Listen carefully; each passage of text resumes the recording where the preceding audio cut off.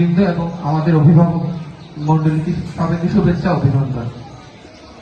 আজকে অভিভাবক সমাবেশ, আসলে আজকে বক্তব্য দেওয়ার জন্য আসিনি, আজকে আপনাদের পরামর্শ শোনার জন্য আসছি। মূল্যবান পরামর্শ দিবেন আমাদেরকে। দাদা কিষান কেজি স্কুল আজকে 9 বছর শেষ করে 10 বছরে পদার্পণ করতে যাচ্ছি।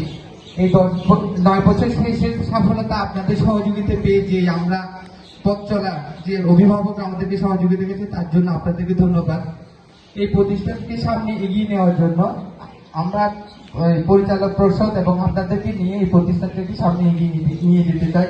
এই এলাকায় শিক্ষার আলো ছড়িয়ে দিতে চাই, যাতে আপনাদের পরামর্শ, মূল্যবান পরামর্শগুলো আজকে আপনারা আমাদেরকে দিবেন, যাতে আমরা এই পরামর্শগুলোর মাধ্যমে স্কুলটাকে আরো সুন্দরভাবে গড়ে তুলতে পারি এবং মানসম্মত শিক্ষা ব্যবস্থা দিতে পারি।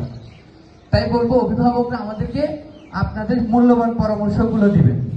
আপনারা অবশ্যই সহযোগিতা পেলে এই এলাকায় একটা মানগত শিক্ষা ব্যবস্থা গড়ে তুলতে পারবো এবং আপনাদের মূল্যবান পরামর্শটা এই স্কুলের জন্য আরো সুন্দর একটা শিক্ষা বান্ধব পরিবেশ হিসেবে সৃষ্টি হবে এবং শিক্ষার আলো ছড়িয়ে পড়বে। এই এলাকার ডেভেলপমেন্ট হবে, এলাকার শিক্ষার উন্নয়ন হবে।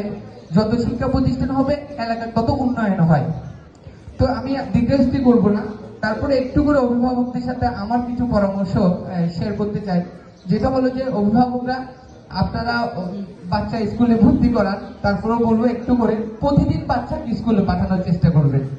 এটা পরামর্শ আপনাদেরকে, প্রতিদিন বাচ্চাকে স্কুলে পাঠাবেন।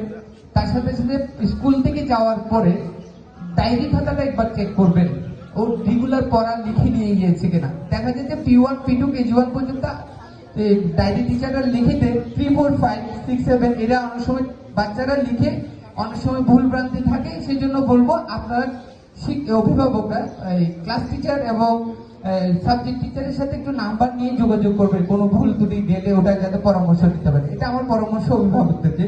আর একটা কথা বলবো, হোমওয়ার্ক বাড়ির কাজ দেওয়া হয়, একটা রিকোয়েস্ট করবো বাড়ির কাজটা যাতে করে।